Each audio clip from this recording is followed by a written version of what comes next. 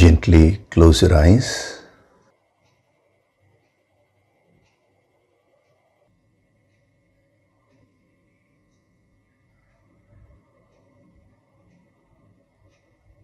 Do deep breathing.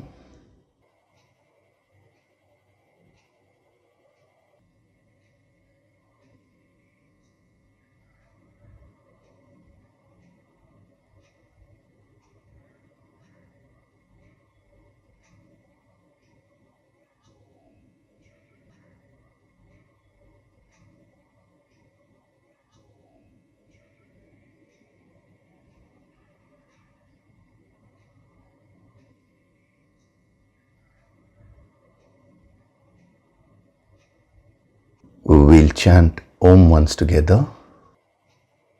Synchronize the chanting of Om with your exhalation. Breathe in.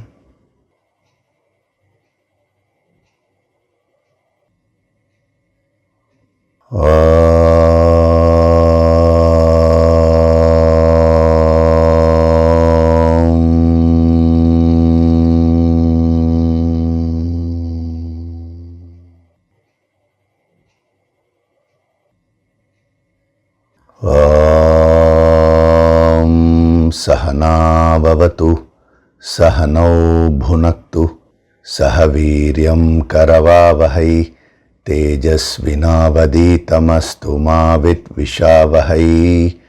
Om Shanti, Shanti, Shanti.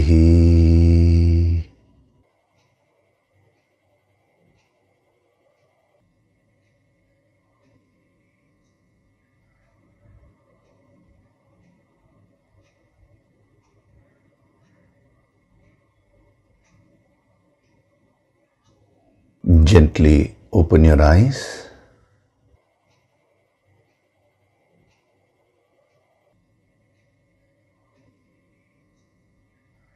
We'll chant from verses 1 to 5 of chapter 3.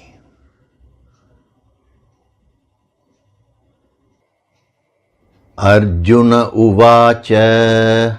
Arjuna Uvacha. Jayasi chet karmanaste.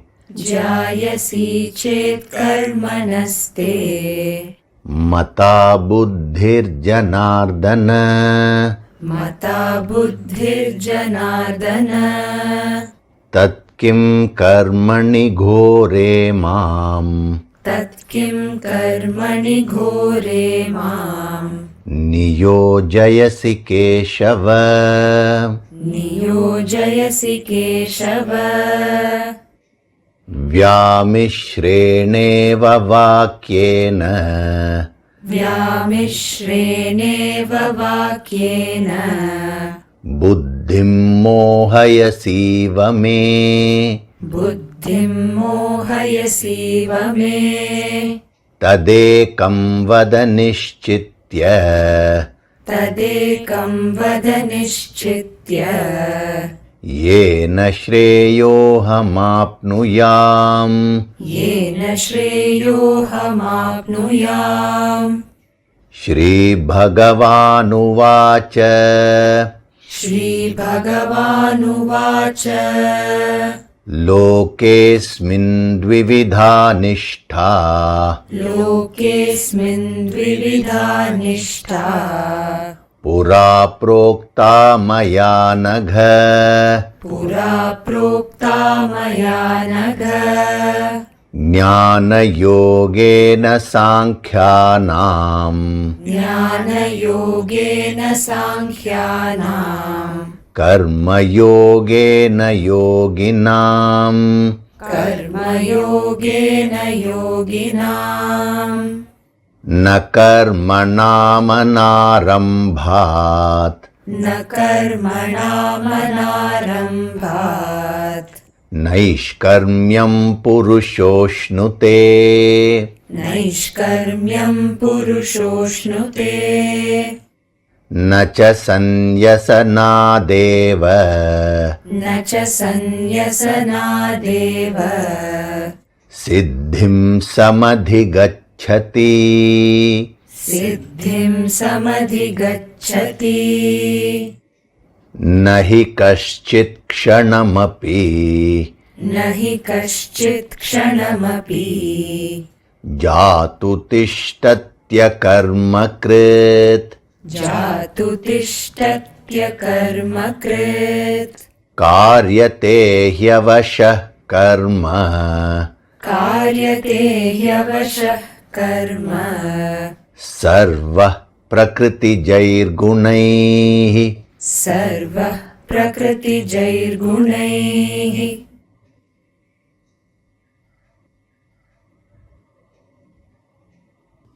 Hari Om, and a very good day to all of you.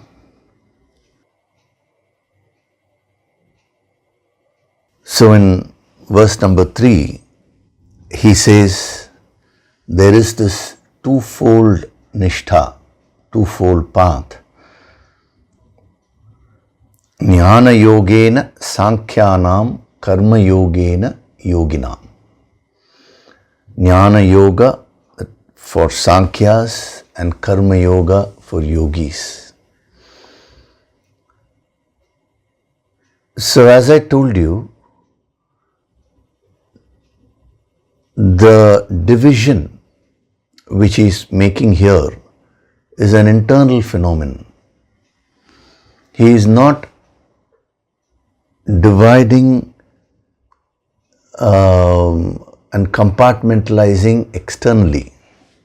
That is a very superficial way of looking at these great truths.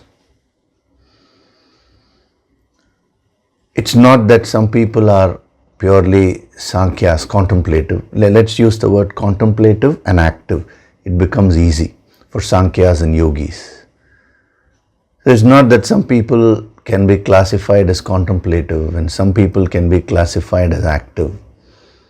Nobody can be 100% contemplative or 100% active. So everyone is a combination of these two aspects. So from a sadhana perspective, from a yogic perspective, when he says in this world, lokesmin, which means the inner world, your inner personality, you have these aspects within you, the contemplative aspect and the active aspect. Even the most active person will spend many moments in thinking, in contemplating. Even the most contemplative person has to act in the world. The proportion may vary, but definitely everyone will have both these aspects.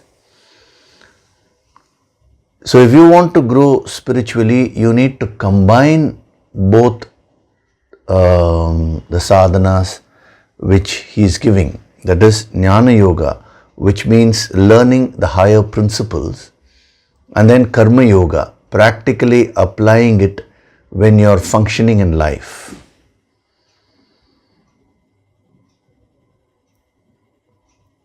So one is when you're all alone and you're absorbing this wisdom. That is one kind of sadhana. And the other is when you interact with the world. Now you do various activities. It may be office related, it may be home related. That does not matter here. But you involve yourself in various activities. This is how everybody's life is. So when you're all alone by yourself, he says, now gain this higher wisdom. That is the sadhana of Jnana Yoga. And then when you go and function in the world, he says, apply all these higher principles and put them into practice. Because when you practically apply a principle, you will be able to understand that principle better.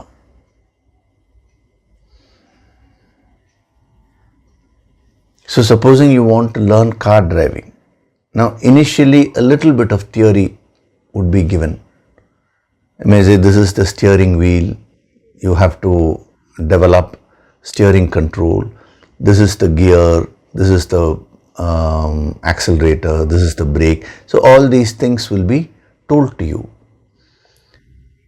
Now after that, when you start driving, you will have to put all the theory into practice. So when you do that, that is when incidentally your knowledge also will intensify about that skill. It is the same thing in spirituality. When you're all alone and when you gain this wisdom, that is not enough. When you go and practice it in your life, incidentally your knowledge gets intensified. And when your knowledge gets intensified, you will be able to practice it better. It's like a beautiful system. Both these aspects complement each other. So that is why he says this is a twofold path. You have to apply both these aspects in your life. When it comes to spirituality, the highest aspect is Brahma Vidya. That is the wisdom about the infinite self. Brahman means that formless, infinite formless reality. But this is the absolute knowledge, this is at the absolute level. But our yogis don't stop with that, because if you merely give the absolute level and then you go away, now nobody will be able to practice it. Then they have given various principles pertaining to the relative levels. At each level, a particular grade of wisdom is given. It is exactly like the education system. Brahma Vidya is like the highest class, like PhD, let us say, or post-doctorate. Now, you can't straight away do that. You will have to start from LKG and then slowly you will move up. So when it comes to the relative aspects, they prepare you for the highest experience. The relative aspect of spirituality is nothing but principles related to self-purification and self-development. The absolute aspect of spirituality is Brahma Vidya, the experience of the infinite.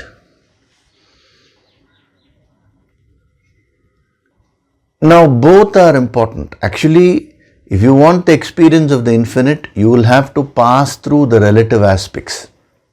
You will have to purify yourself. You will have to develop yourself. Only then you will be able to ultimately gain that experience. So when it comes to development, our yogis carefully saw what are the various aspects of your personality. I am giving you the entire picture, which we'll anyway be seeing later on. So they found that first of all, you have a physical body, and then you have the pranas, the life force energy,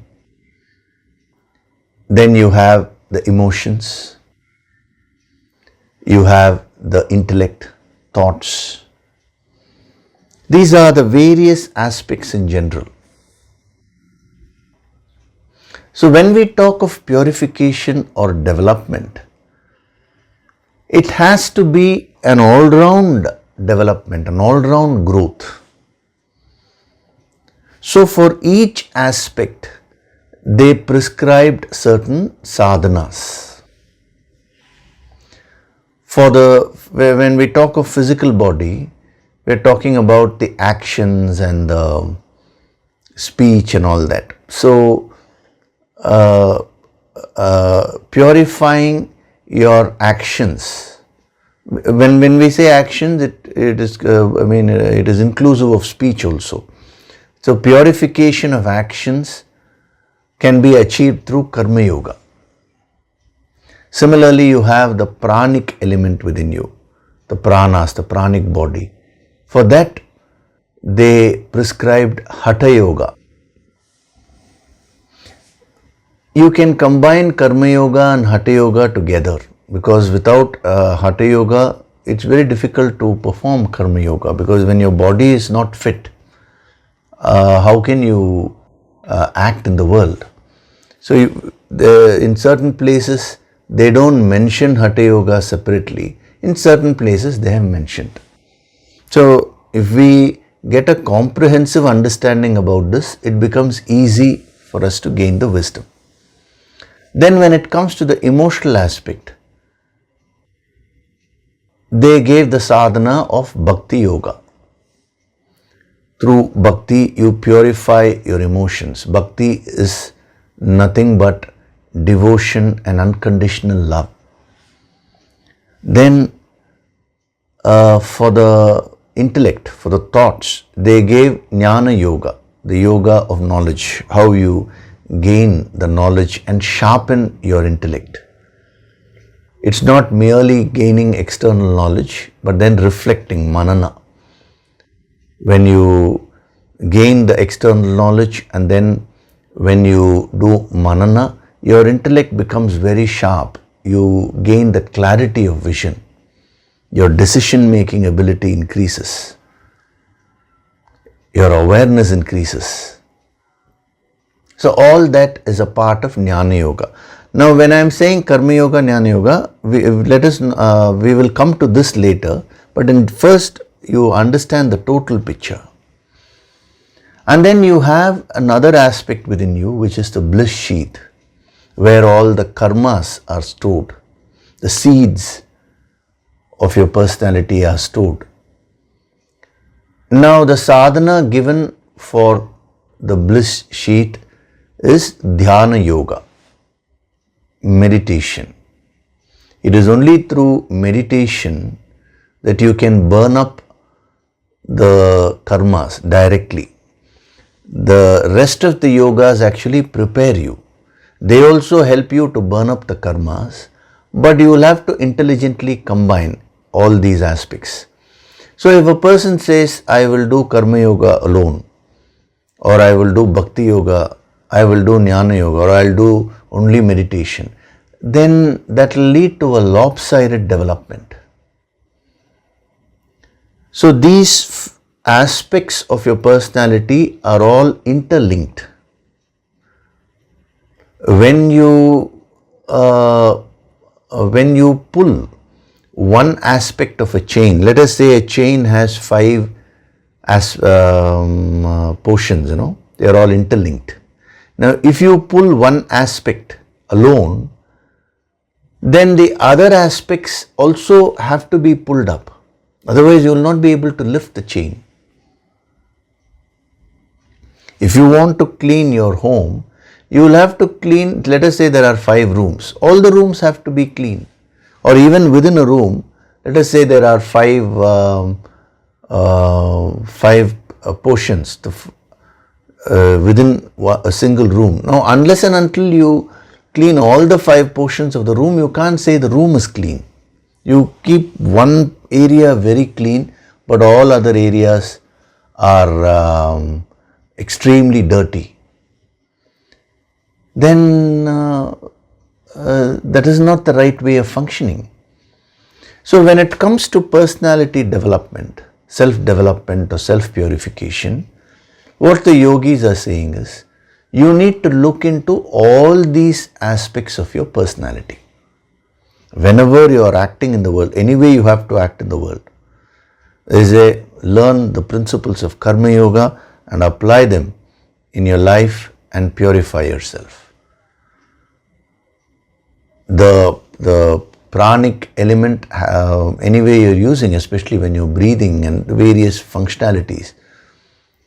Now do the Hatha Yoga and enhance your prana shakti.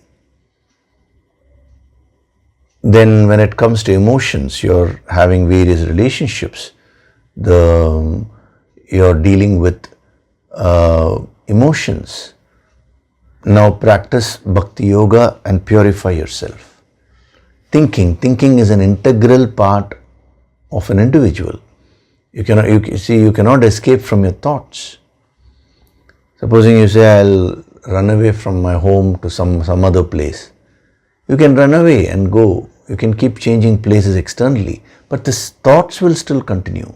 So whenever you're thinking, learn the principles of Jnana Yoga, apply them and purify yourself. And also do Dhyana Yoga, a little bit of meditation every day. When you take the help from a master, now he will lend his energy so that your capacity to meditate increases. So if you do all these, that is, if you take care of all these aspects, then you will grow as a person. Your entire personality will get purified. You can call it either purification or development or growth. I'm using these terminologies synonymously. So your whole personality will grow, will get purified. The mistake which many people make in the spiritual path is that they neglect certain aspects of their personality and they focus only on one. Usually it is one or maximum two aspects. It is a very common mistake which people make. Some people say Karma Yoga is superior, Jnana Yoga is superior, Hatha Yoga is superior, or Bhakti Yoga is superior. So the question of superior or inferior does not arise here at all. When you are made up of all these aspects, you need to take care of each and every aspect of your personality and grow as a whole individual. So if you apply these principles in the right sense, there will be an overall growth.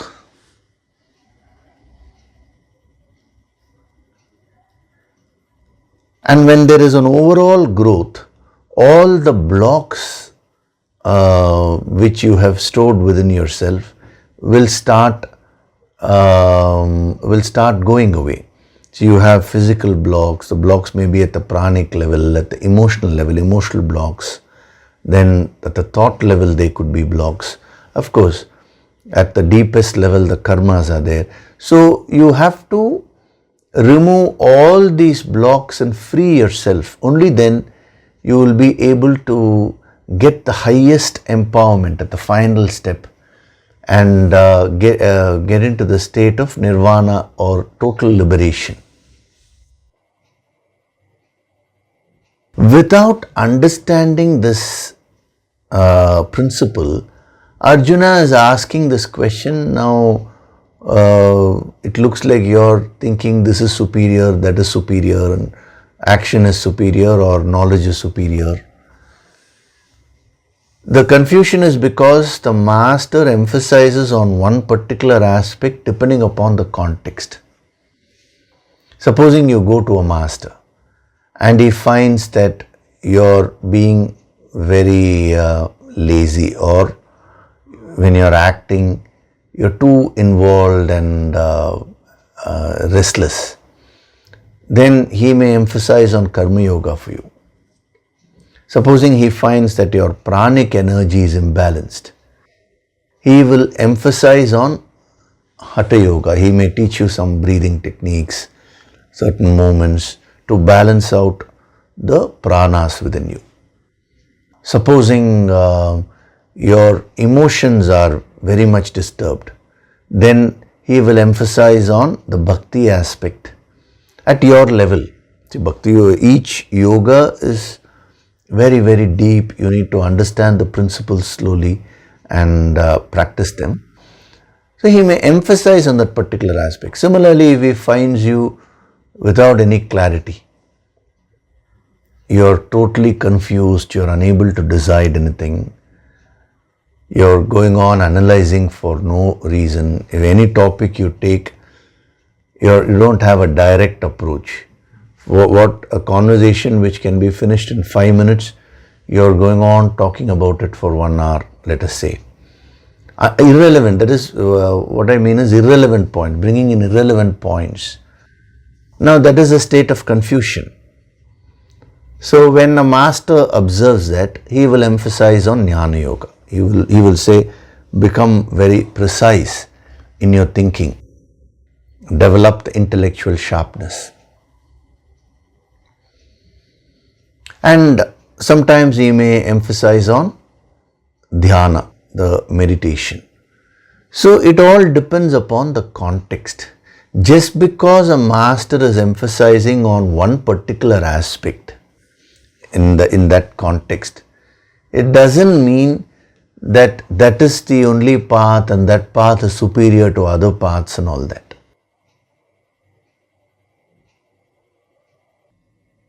As I told you earlier, Krishna himself is emphasizing on karma to Arjuna, and when he spoke to Uddhava in the end, he emphasized on knowledge aspect.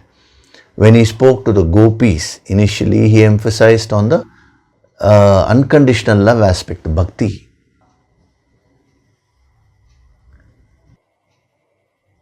Throughout his life, Buddha was also functioning that way. Depending upon the person who was asking the question, he used to give different answers to the same question. All masters are like that. So as a sadhak, you need to use this yogic approach to get the total picture. That is the advantage of these Sunday sessions which we are having, wherein if you follow the pattern which is set here, you will get a complete picture, a comprehensive picture of what this higher sadhana is all about. Not a limited picture. So with that background, now when you read this verse, he says, Jnana Yogena Sankhyanam. Here by Jnana Yoga, what is meant is the higher principles. Then Karma Yogena Yoginam. By Karma Yoga, what is meant is practical application. So this is true for any sadhana which you do.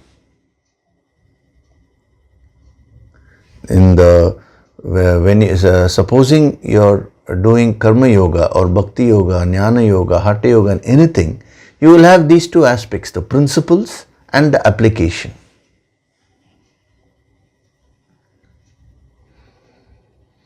So an intelligent combination of all the aspects of sadhana alone will help you to grow spiritually. Otherwise, there will be a lopsided development and you will become fanatic about something. See, why is it that there is so much of quarrel in the name of God? One is the quarrel between one religion and another religion. And within one religion itself, there is so much of quarrel between one sect and another sect. Within that one sect, many divisions. One division, another division, they fight with each other. Why? Because they just focus on one aspect, and that does lead to a certain amount of understanding and development. That's a lopsided development. And then that corrupts their personality. The ego gets boosted and they think that alone is superior. So then they start telling others that whatever you're following is wrong. So the spiritual sadhana is a comprehensive way of life. It is not restricted to any one aspect. I have given you the 5 main aspects of sadhana. Now, one person asked me this question. He said, sir, I read in a book that there are many yogas, a long list, about 50-60 yogas they have mentioned. Like how we say karma yoga, bhakti yoga, they say laya yoga, and tantra yoga, mantra yoga. Like that, so many things were given. So, won't this be confusing?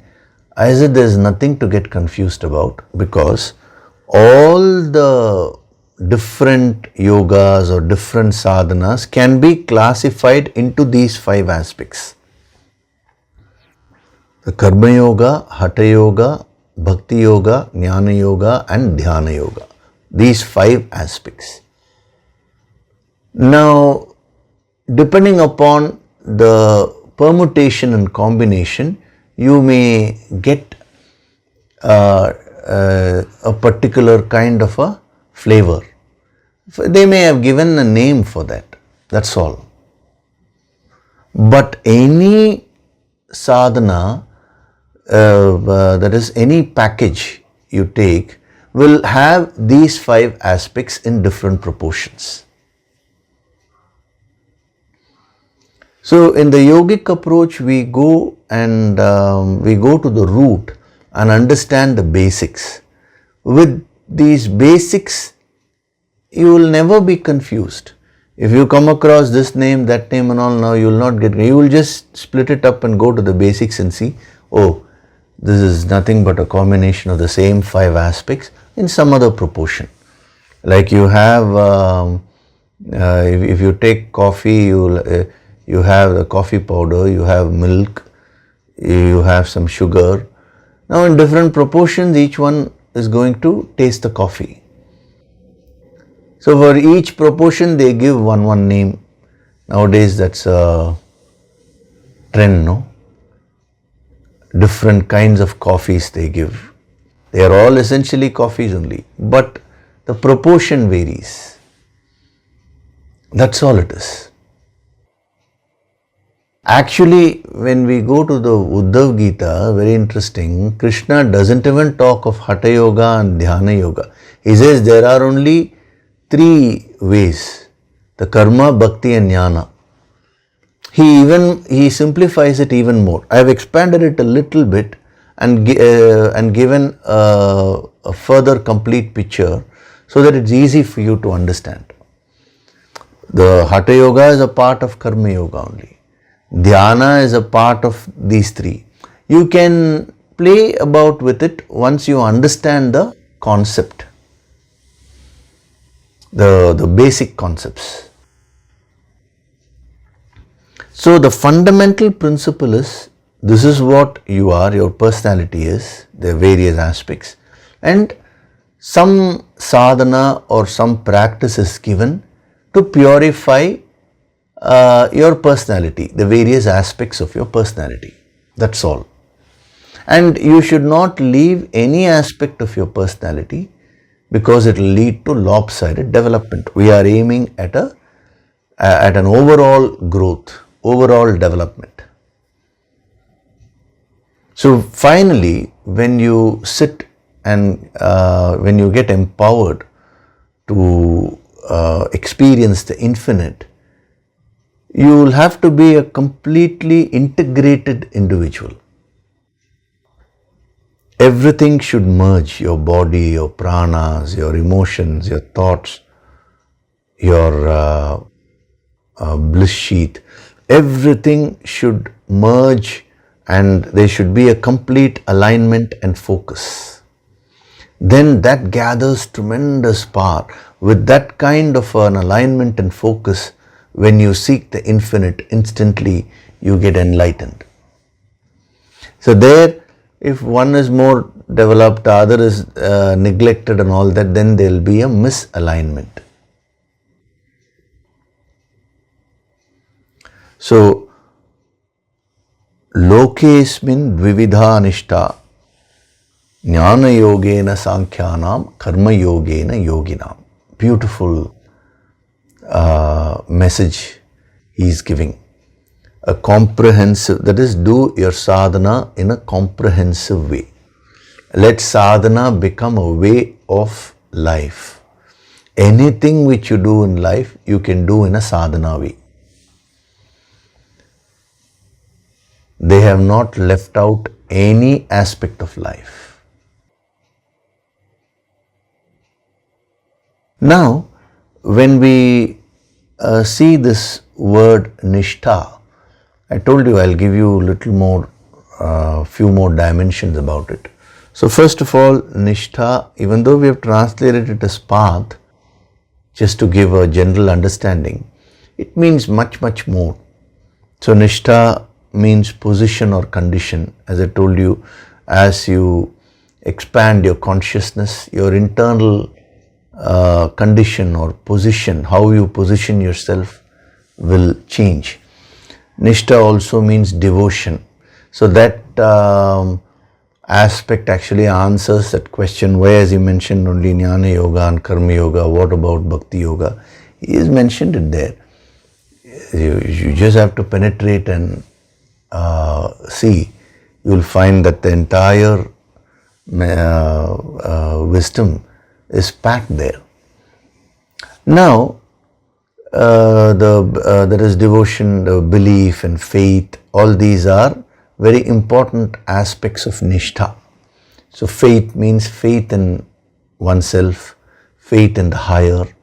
See, without faith you cannot really function.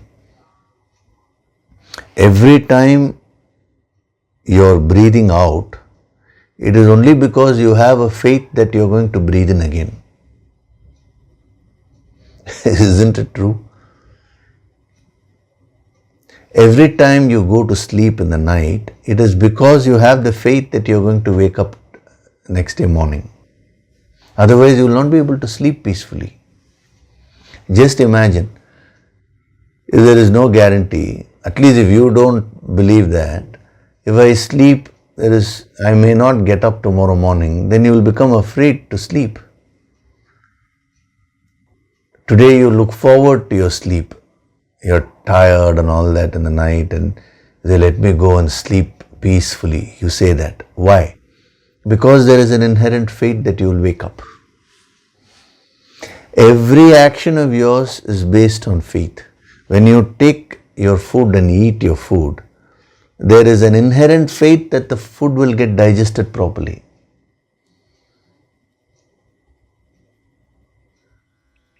When you drink water, again there is an inherent faith that the water will be purified properly within your body, filtered properly. All the processes are functioning well. If that faith element goes away from your life, you will not be able to function at all.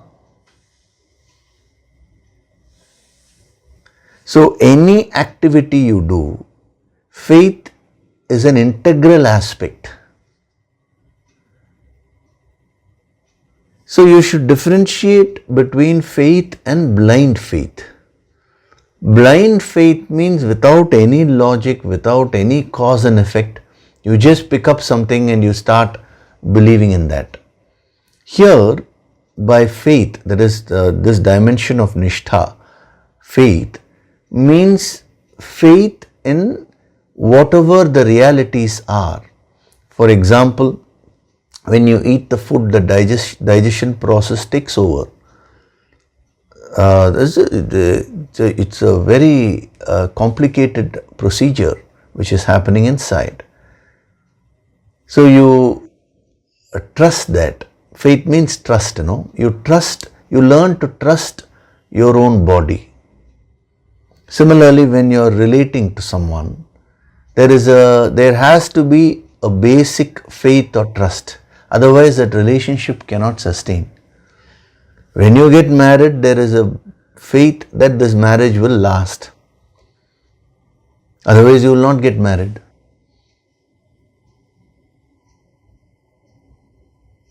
When you go, when as a boss, let us say you are hiring an employee, there is a faith that this person will deliver. Otherwise, you will not employ that person. When you go and work for a company, there is an inherent faith that, yes, this is a place where I can use my talents to effectively function. Otherwise, you will not be able to continue there. So, every action of yours is preceded by faith, is preceded by a basic trust. So, Nishtha means that faith. So, when it comes to the spiritual path, as a sadhak, when you develop that faith, yes, this is the sadhana which I am doing, and this sadhana will cause the self-purification, and I will get the highest experience. My ultimate goal is self-realization or God realization. I will get that experience at some point of time. When you develop that faith in a strong way, now it becomes a very, very powerful motivating factor for you. It pushes you to do the sadhana with a lot of vigor. Every day when you do the Yoga Sankirtan sadhana, you should do it with a lot of trust and faith. This is the most sacred sadhana. And it is because of some good karmas which I have done that I have been exposed to this. So with a lot of devotion and sanctity, if you do the Yoga Sankirtan sadhana every day, that will give you immense benefits. Supposing you say, I don't know whether this will work or not. Okay, let me just see. If you are having that kind of attitude, then how can you expect that sadhana to have an effect on your system? Because your mind will start creating blocks. See, whenever there is no trust, the mind will put a covering. It will not be able to receive. So that is why later on in the Bhagavad Gita, Krishna says, this knowledge should not be given to a person who doubts it. So beautifully put, one who cavils, one who doubts. Now they are putting blocks.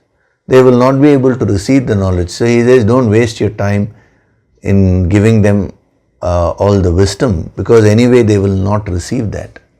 It is only a person who has that trust who can receive the higher wisdom. So when a student approaches a master, even towards the master, the trust, the faith, the devotion, the love slowly increases when he keeps interacting. So what the student can receive on the first day will, let us say, is X amount. But after 1 year, he'll be able to receive much more from the same master. Why? Because his trust, his faith has increased more. You are what your faith is. A person who does not have the ability to trust cannot function peacefully.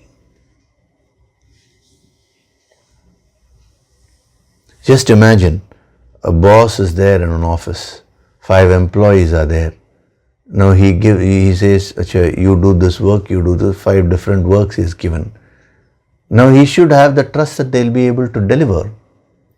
If he doesn't have that trust, now he'll be sitting in the room very highly tense. Are they doing it properly or not? If you don't trust your parents, how can you relate to them? If you don't trust your own spouse, how can you relate to him or her? If you don't trust your children, how can you relate to them? Same way, if you don't trust yourself, then you create a division within you. You lose all your confidence. Lack of self-confidence arises from lack of self-belief, no faith in your own abilities. So nishtha means developing that self-faith and the faith in the higher. It is a very important aspect of this path. If you don't have this faith, you are not in the state of nishtha.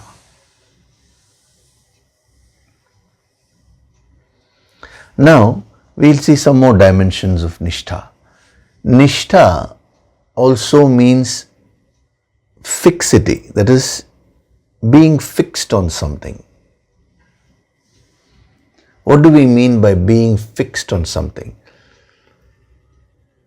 Now, when you want to achieve something, you need to fix a goal and you need to focus yourself on that goal. You cannot afford to get distracted. Then you can hit your target. It's like archery or shooting, The target is there in front. So you need to fix your eyes on the target and then shoot. Then only you will be able to hit the target. If there is no fixity, there is no goal, or you may have a goal but it's too generalized and you are distracted by various factors, then you cannot hit the target, you cannot progress in your path. So if you want to become a powerful sadhak, then you need to absorb this principle of fixity, getting fixed with a goal, like how they put the blinkers on for the horses, no? Once you put the blinkers for the horses, then they are able to focus so that they don't get distracted here and there. So what is the difference between an achiever and a normal person? Both of them put an effort. One puts effort with a lot of focus, one person gets distracted. So the moment you get distracted, your energies get dissipated. When you are fixed about something, then all your energies flow in that direction. So if you want to be in nishtha, you have to practice this quality of being fixed. Fix goals in life, keep your goals and develop focus towards that. If you don't have any goal, now there will be no focus. It will just be an impulsive way of functioning, just based on your moods. Today I like to do this, I'll do this. Tomorrow I'd like to do something else. See, there will be no methodicity in what you're doing. See, these Sunday sessions are meant for those who are fixed on the goal of self-development, on life transformation. If a person does not have that goal of bettering his or her life, now you may force that person to watch. He'll watch it for 1 week, he'll watch it for 2 weeks, then he'll drop out.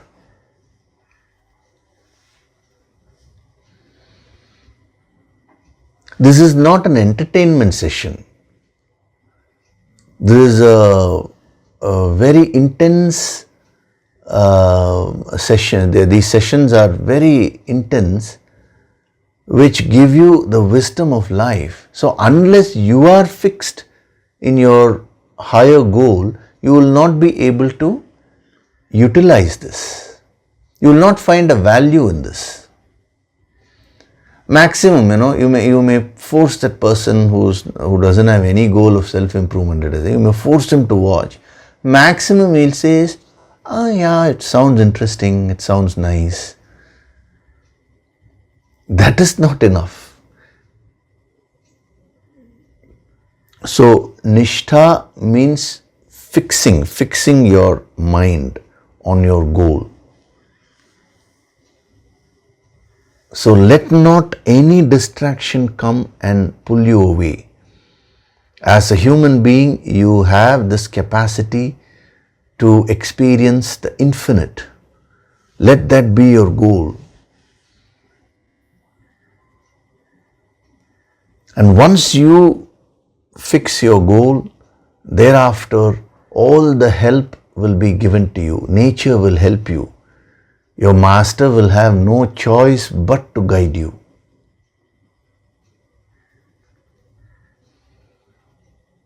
The entire nature will support you. But when you are not fixed, now every little thing can pull you away. All your energies will get dissipated. So being in nishtha means being fixed on a goal, and the higher the goal, the greater will be your fixation. And when you have the highest goal of self-realization, now your focus will become tremendous. See, these when you understand these dimensions of nishtha, when you absorb these dimensions and put them into practice, now it will make you a very, very powerful sadhak, a powerful personality. It is not only with a spiritual goal. Any goal you want to achieve, the nishtha, these dimensions will help you so much.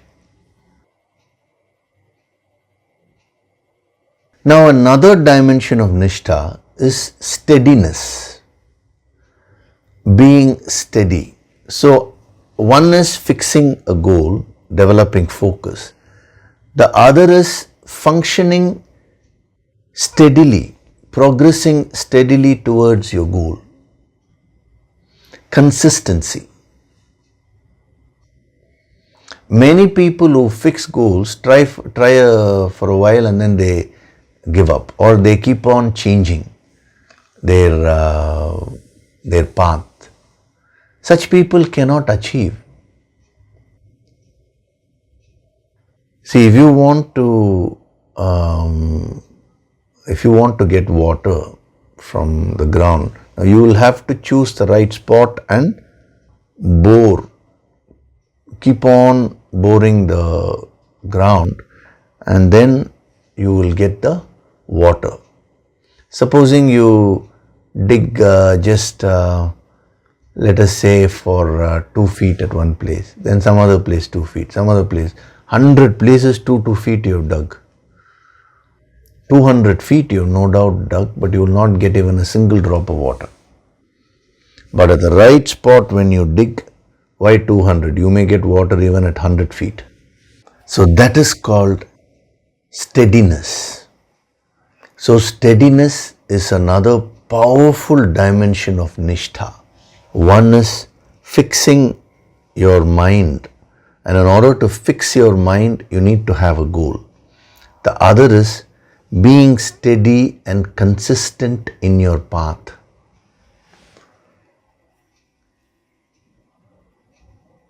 See, supposing you're listening to these sessions once in a while. Today you're listening, next week you skip, after 2 weeks again you listen a little bit. Then it's the same way when you're doing your yoga sankirtan sadhana. One day you do, next day you don't have the mood, you leave it, and then after 2 days you do it again. So when there is a haphazard way of functioning, then you're not consistently applying yourself. See, wherever there is steadiness or consistency, that gathers a lot of momentum. You take any achiever in life, he or she would have consistently applied himself. Whatever path which he has chosen. So it's the same principle with respect to spirituality also. Steadiness or consistency can give you tremendous success, tremendous results. So analyze your own sadhana today.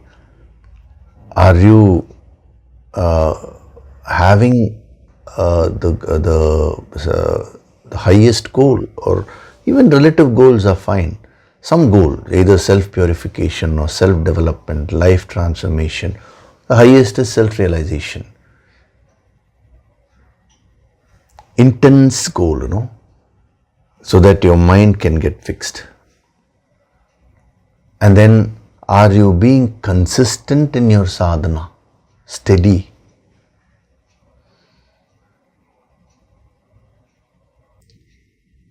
See, if some information is given here, let us say, now a certain amount of information is given, certain amount of information may be deliberately withheld. It all depends on what is good for the students. So that part should be completed by your reflection only.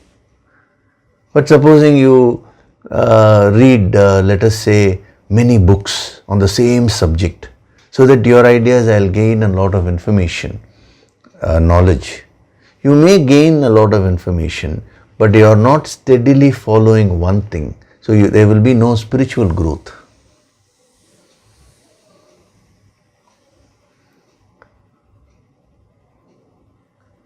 It is said that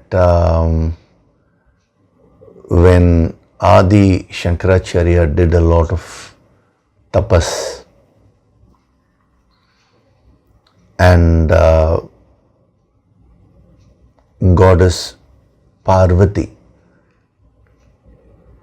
she blessed him with the Sri Vidya. Sri Vidya is a highest form of Shakti worship. It's a very deep sadhana. People only know about the ritualistic portion, but there's a lot of things there. Now, when he was carrying all that material with him, now Shiva told Parvati, "Oh, you have given the entire thing to him, is it?" She said, "Yes." So he said, "But that is not fine, because if you give the whole thing, then what tapas or what sadhana will he do?" So he called Nandi and said, he said, "You go and try to snatch away a few things from him." So Nandi went and he snatched half of the wisdom which was given, and he ran away. And Shankara didn't know what to do. But before he knew, Nandi went away. So he was left with only 50% of the information. So he again sat and meditated on Shakti and asked her, "Now what should I do? I have only 50%. So then she gave instructions to him that remaining 50, you do your tapas and complete it. The 50 has been deliberately withheld from you so that you will put in that effort." Very interesting. So he did years and years of tapas.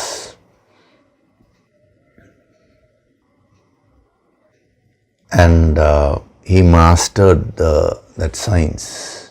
He completed that science, steadily following that one thing which he took up. So just imagine, instead of doing that, this is what these are the instructions which he had been given. But instead of following that, in between, if he read some other books or this, that and all that, he wouldn't have been able to complete that sadhana. So a master gives guidance, partial guidance many a times to students.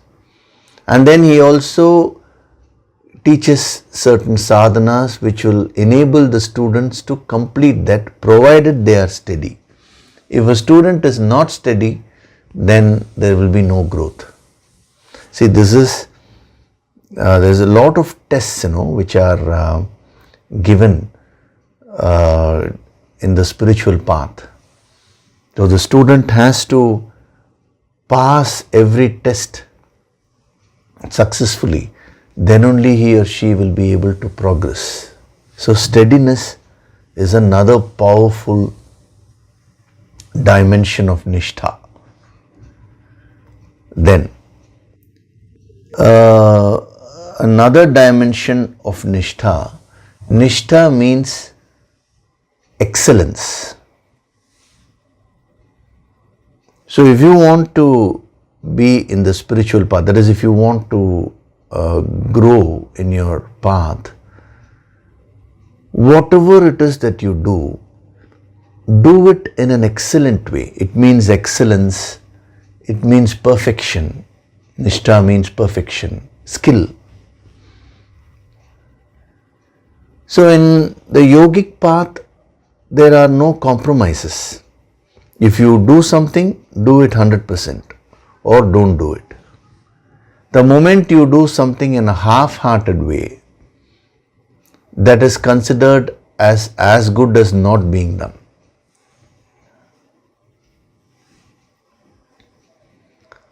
That is why in many places in the scriptures, they just say, if you chant this just once, you will achieve moksha.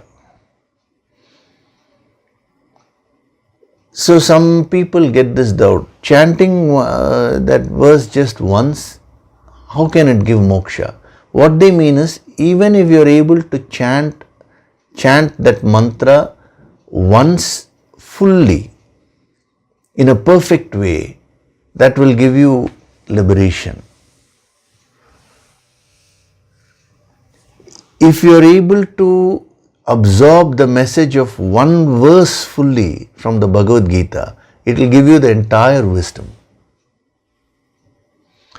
So, nishtha means excellence. That is, a lot of emphasis is laid on quality. So, in the yogic approach, we lay emphasis only on quality, not on quantity. If you pick up one thing and if you absorb that and practice it fully, that will give you the entire wisdom rather than dabbling with too many things. So, once your goal is fixed and you have developed a lot of steadiness, consistency, now try to improve the quality of your actions. Stick to your timings, be well disciplined during your sadhana, don't give room for laziness. And when you're doing the sadhana, do it with full enthusiasm and vigor as best as possible. Day by day, you should go on improving your quality of actions. Then you are in nishtha. Success is assured. You will grow spiritually. Supposing you say, sir, I am listening to Yoga Sankirtan every day. Yes, the consistency is there. But how are you listening? You are doing it half-heartedly, casually. Then that will become a block. So in the yogic approach, either you do it or not do it. So be very clear. In life itself, you have to be very clear. Whatever it is that you take up, if you commit something, do it. Don't put one leg here, one leg there. They say, you cannot travel in two boats. You have to be in one boat or one boat. If you keep one leg in one boat and another leg in another boat, you will not be able to travel.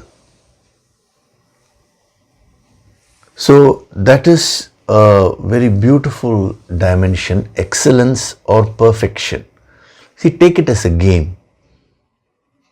Every day go on perfecting your sadhana. It's not that within one day now you need to make it 100% perfect and all that. There is nothing like that. What was I yesterday and what am I today? Have I become better?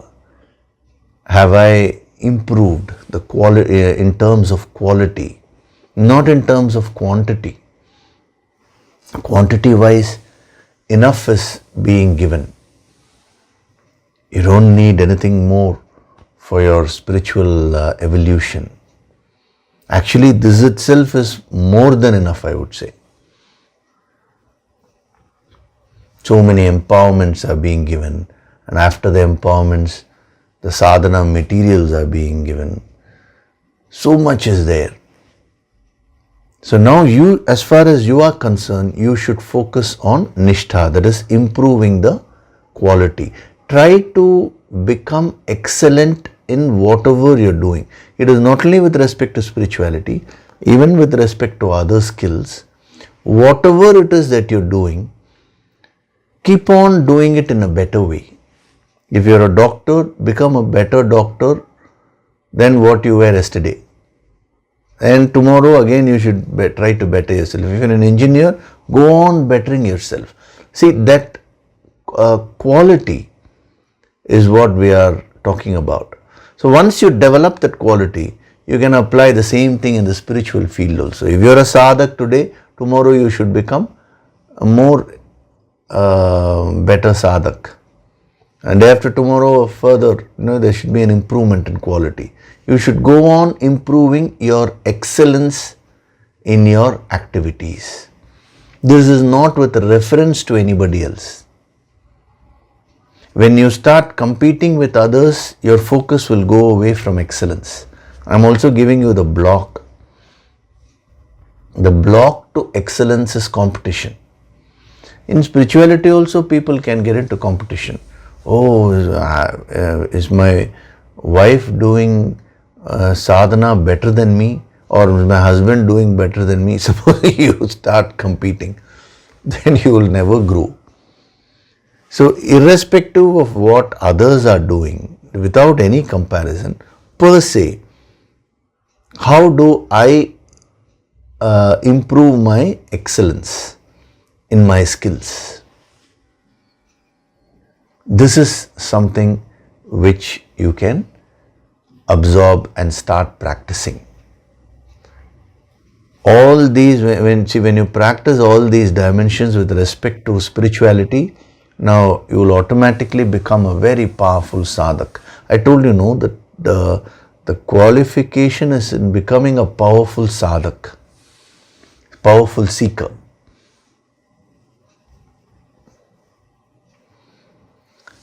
So, nishtha means excellence or perfection. Another dimension of nishtha means conclusion, end. So what does he mean by conclusion or end? When you put an effort in towards something, now nishtha means not leaving it till you reach the end. See, we saw steadiness or consistency. Now consistency, let us say you apply up to a certain position and then leave it. No, that consistency should continue till you reach the conclusion or the end, which is achievement of your goal. That is called nishtha. Many people start off various activities and then halfway through they just drop out. You just today as a homework, casually just put a list of various unfinished tasks which you have. You will be very surprised. So many things you would have started and then left halfway. Why? Because the mind lacks that capacity to go to the end of something. There is a beautiful word called Shraddha in Sanskritam language. Shraddha is usually translated as faith, but it is much more than that. Shraddha means faith. Shraddha means dhriti, that is consistency, steadfastness. Shraddha also means doing something till the end, till the completion is achieved. That is what is called as nishtha. Actually, in the Upanishads, they say Shraddha is the key. Shraddha bhakti dhyana yoga davaihi. One of the Upanishads says, by Shraddha, by bhakti, by dhyana. Shraddha, I just now explained to you, bhakti, devotion, dhyana, meditation, you can achieve the highest, he says. So when you practice all these dimensions, you will develop that Shraddha Shakti.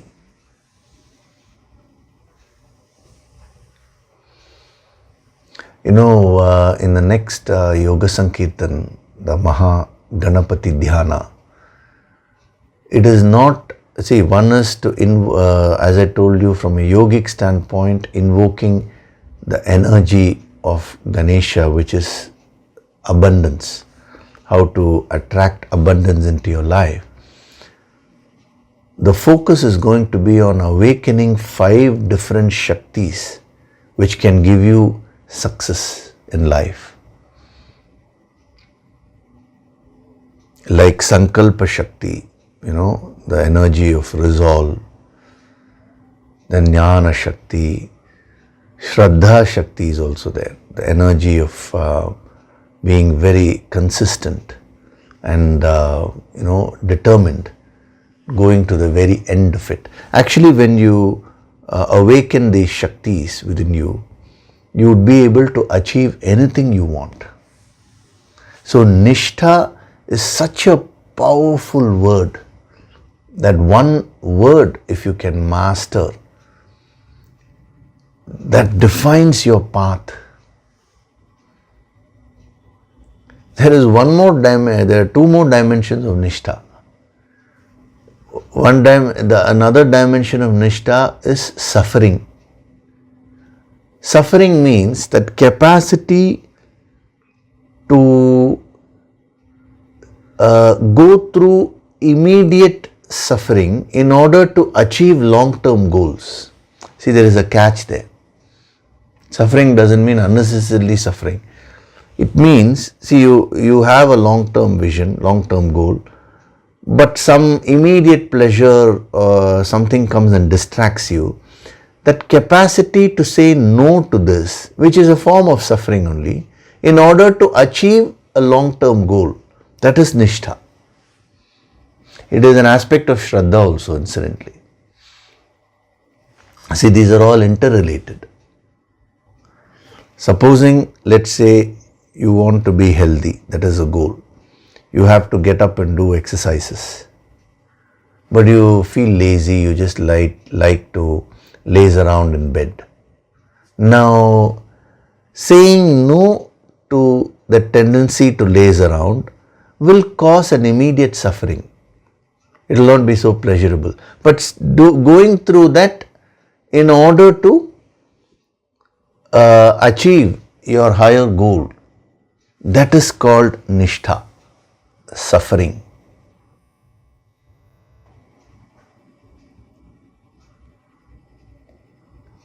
To what extent should you practice this? That's where we come to another dimension of Nishtha. Nishtha means death. Now you may wonder, death, how is that connected to Nishtha? Being in the path means death. It's a very powerful principle. You should practice the sadhana till all your negativities within you died. See, spiritually speaking, death means the death of ego. Physical death is not considered to be death at all in spirituality, because at the subtle level you're going to continue. You're going to take another birth. As far as spirituality is concerned, death means the death of ego. The day your ego completely dies and you merge with the infinite, it means that the death has occurred. So you should continue doing your sadhana till that ultimate death occurs, death of your own ego. So these are the various dimensions of nishtha. If you absorb these principles and start practicing them, then you can say, I am in the path of spirituality. So many dimensions now, which one shall I practice? Take up one or two dimensions which inspire you. Start practicing them. Automatically you will be able to practice the other dimensions as you go along. It is your sincerity and your effort that matters, the willingness to put an effort that matters. If you're just sitting there and complaining, there can be no growth. See, life keeps on moving. The spirituality is not meant for lazy people. You will have to put in that effort to overcome your laziness at all levels.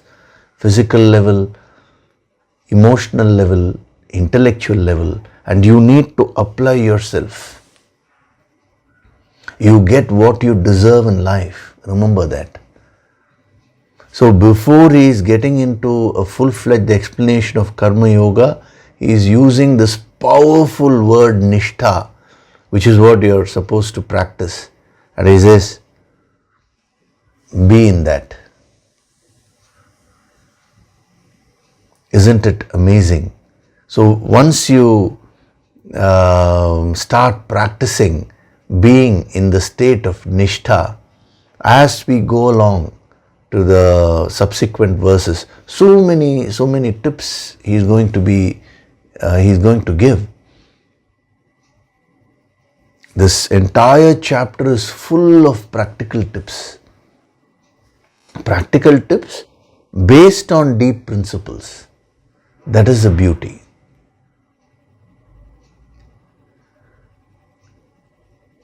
So in order to get maximum benefits, he starts off with the word nishtha, and he says, first absorb the principle of nishtha into your life.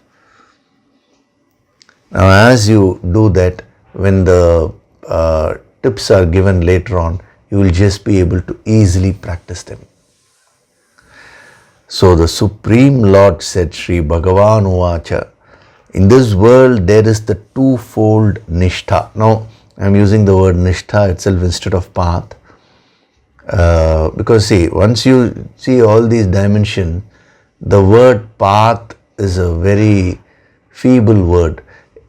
Any word which we use cannot really do justice to that word nishtha. That is why it's very difficult to translate these things.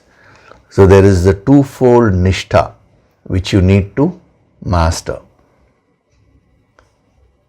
The yoga of knowledge for Sankhyas, the higher principles, that is gaining the higher principles, and the yoga of action for yogis and their practical application.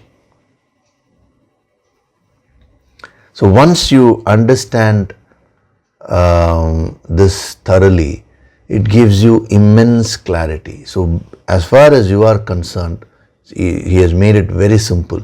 Be in nishtha, in the state of nishtha, in your path. Absorb the higher principles and practice them in your life. If you are able to do these three, no force can prevent you, can stop you from reaching your goal. So you should qualify yourself by practicing these three aspects. It is all up to you. If you don't practice all this and if you simply keep asking, oh please grace me, how do I get higher grace? This is the way. If you practice these three things, you don't need to seek any blessings. The divine blessings will automatically come to you.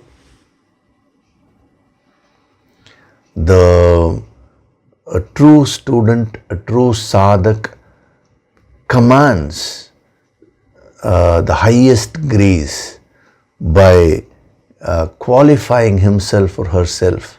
How does he qualify these three? Nishtha, the absorbing the higher principles and practically applying them in his or her life. Very, very easily put.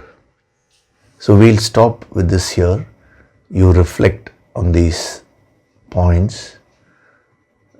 These principles, as I told you incidentally, can be applied even with respect to any other aspect of life also.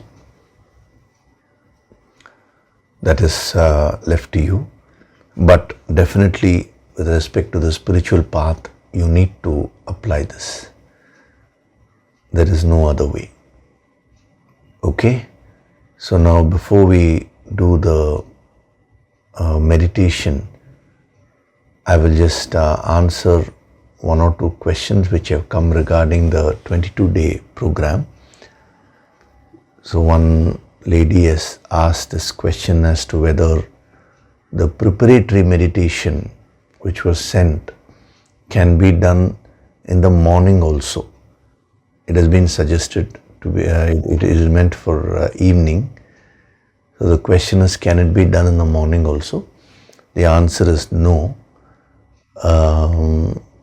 You stick to the prescribed dosage. So this particular preparatory meditation has been designed in a particular way. A lot of energy has been infused, and that is meant to work at the deeper levels of your personality. So that is why you've been asked to do it in the evening, and then when you go to sleep in the night, a lot of healing will happen throughout the night. So kindly stick to the dosage.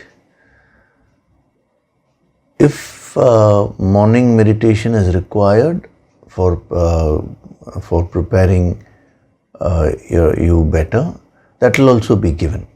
See, remember one thing, I don't simply take some decision here and there. Whatever instructions I get in my meditation, I pass it on to you. So it is advisable to stick to the instructions. I understand the enthusiasm which you are having, but the dosage, see, for any medicine, dosage is important. No? The same thing with respect to the spiritual sadhana also. Okay. And another person has asked about the awakening of the fifth dimension, that is Anandamaya Kosha, and what does it mean by different dimensions are there to Ananda and all that. That you will know when you're doing the course. I'll just give a small briefing. See, the fifth dimension, Anandamaya Kosha, is full of bliss, but you don't have any connection to that today because of the various karmas and ignorance. So in this infinite happiness empowerment, the Anandamaya Kosha will be opened up, that connection will be established. And when we talk of Ananda, infinite happiness, there are many dimensions to that. And in this particular empowerment, it's going to be so special because 22 to 23 dimensions of Ananda are going to be awakened within you. In order to awaken each aspect, a special empowerment will be given. So by the end of the course, you will have no choice. You will become very, very cheerful, happy, full of smiles. Even if you try to be unhappy, after that you cannot be unhappy. That is our goal, So what exactly these dimensions are and all that, you will have to, when you're going to do the course, you will know. I just casually mentioned that so that, you understand the depth of the program, the sanctity, so that when you're attending, you will do it with full commitment. See, all that is required for the empowerment is a sincere commitment. The rest will automatically happen.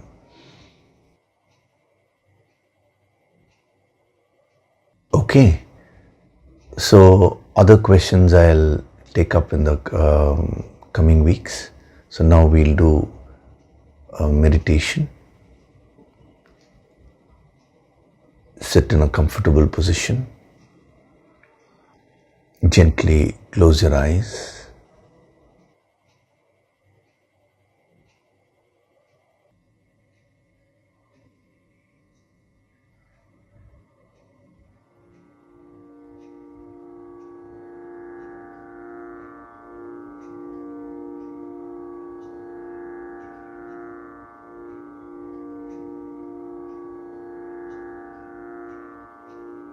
Do deep breathing.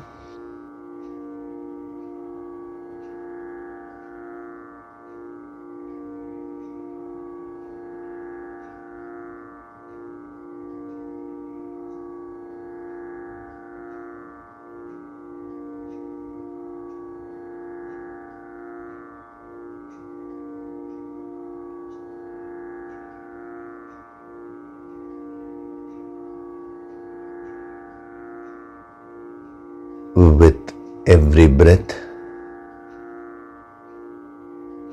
feel the divine vibrations.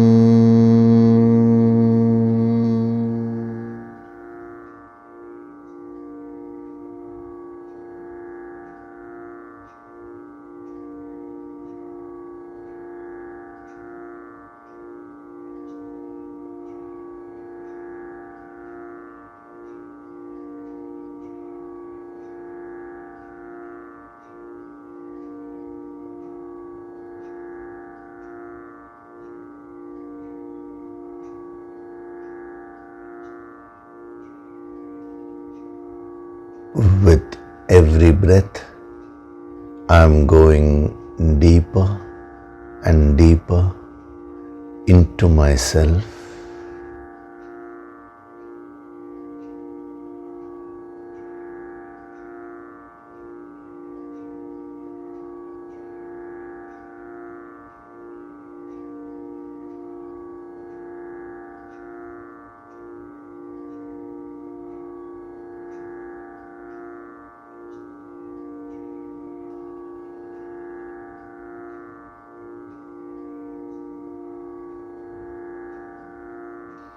I am not this body.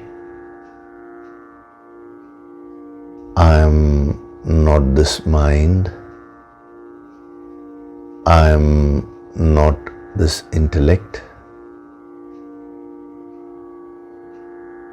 I am that supreme infinite self.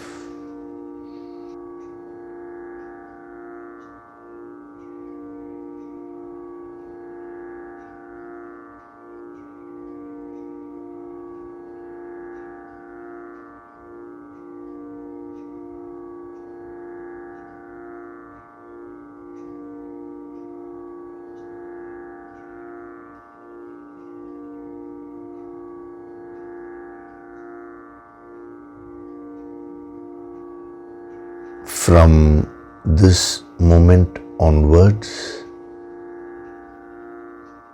I choose to be a powerful sadhak.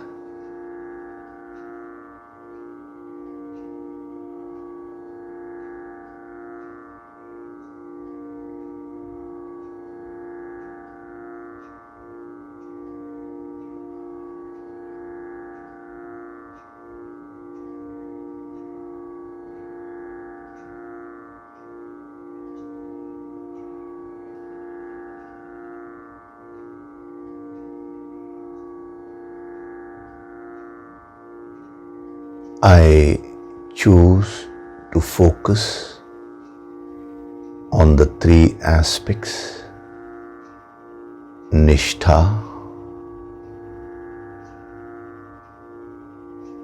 absorbing the higher principles and practicing them in my life.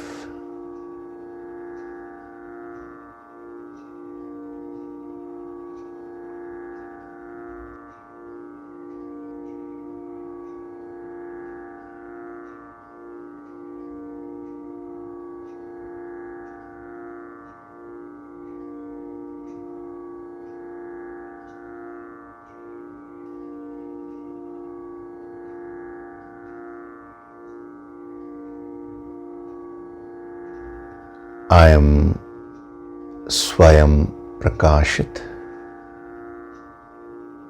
self-illuminating.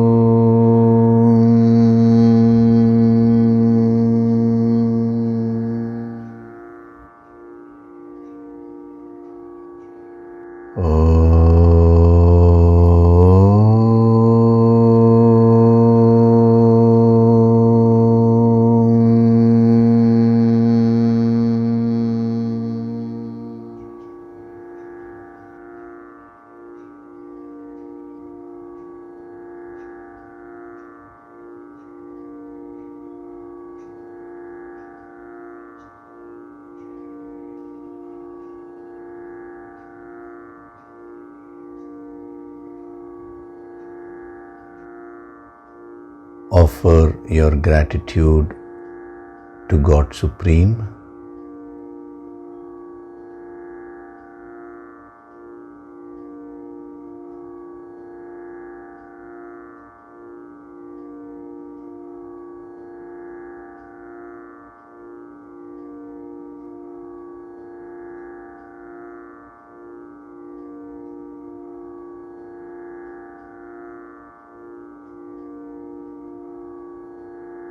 Offer your gratitude to your Guru and all the holy masters.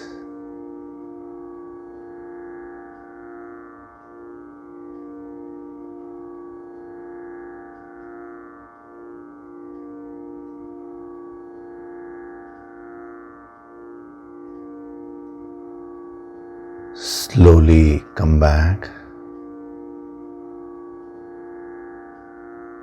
Wriggle your fingers, your toes. Rub your palms together to create a warmth.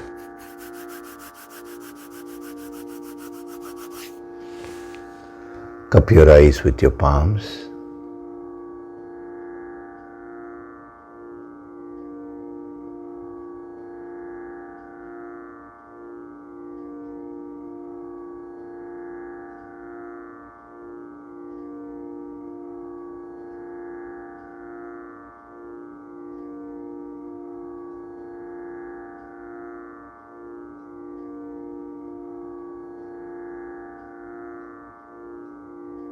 Gently rub your eyes, cheeks, forehead, top of the head, back of the head and neck. Slowly open your eyes.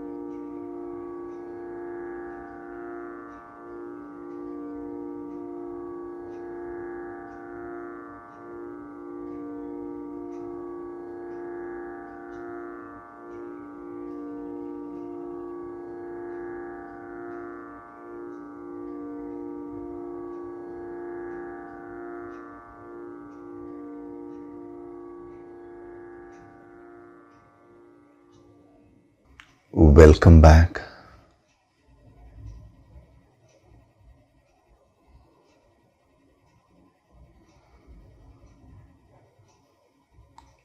So today we had a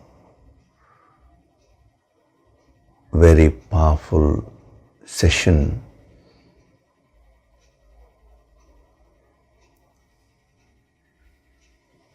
take some time and reflect on the various dimensions of Nishtha. See what are the aspects which you are lacking and focus on them and develop them. One by one, you should start mastering these principles. If you do that, you will find a tremendous change happening within you. As I told you, spirituality is not meant for lazy people. If you want entertainment, mere entertainment, if you want an easy way out, then you will not be able to achieve long-term goals in your life. Okay? And regarding the 22-day program, as I was answering that person who had asked that question, do the preparatory meditation every day in the evening. You will find a lot of healing happening now itself. It has been designed for that only, because the energy levels are going to be very high during this empowerment. So this preparation will be of immense help. You will see, if you follow whatever path has been set for you, you will reap the maximum benefits. In between, if you have your own plan or your own agenda, then to that extent the benefits will be reduced. You will have to struggle. So just follow whatever has been given to you. Follow it with complete sincerity. That bhavana is what is most important. Okay, we'll continue next week. Thank you very much. Hari Om.